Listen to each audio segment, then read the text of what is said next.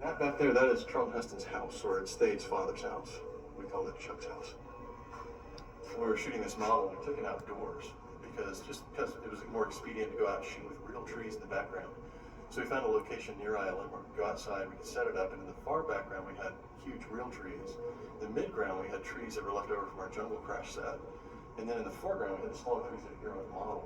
And then they'll probably go in later and post and add some real trees also that can come in around the building to give it scale for that shot as well. And in an epic battle sequence in the desert. And to start with, we had the original backplate, and here are apes responding to kind of a dummy explosion in the rocket booster of this ship. So one of the first things we did, we replaced the sky. So here's the original sky. You can see we added a kind of a more dramatic sky, kind of darker and gloomier, and also the map painters kind of put in a new horizon of the desert out there, some new mountains.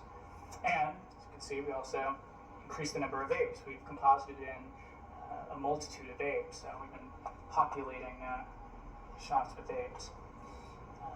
Then here's an explosion element that they shot up here. So that was then composited into this rocket booster. And a large part of the task of this shot was choreographing the kind of trajectories of these flying apes. So we had this stunt of an ape right on fire, some great performance, a lot of kind of spinning and rotating and flying. So we took that element and started replicating. Here's some motion paths, so we started kind of animating their trajectories. We gave them a little bit of rotation. We give them some depth here, some kind of rotating around them in 3 dimensions. So to seal the deal, we added huge kind of glowing flare to kind of flash out, fog out the frame, nice camera shake to enhance the shock wave.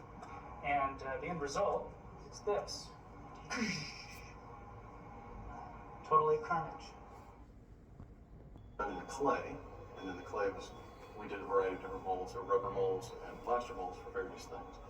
And then this was cast in fiberglass, and the chair was actually built out of wood. And then our finishers came in and gave it a faux marble paint job. This is one of 2 variations that we did, and the first one was one that was based on a sculpt that we got that came up from LA. And it was slightly different from the actual Lincoln Memorial. There were subtle differences to it in terms of the posture and the size of the chair and that sort of thing. And Tim Burton and Rick Heinrichs came and looked at that. They weren't quite happy with it, and they wanted to make some adjustments, and we leaned more towards the actual Lincoln sculpture, with the exception of the head, the hands, and the feet.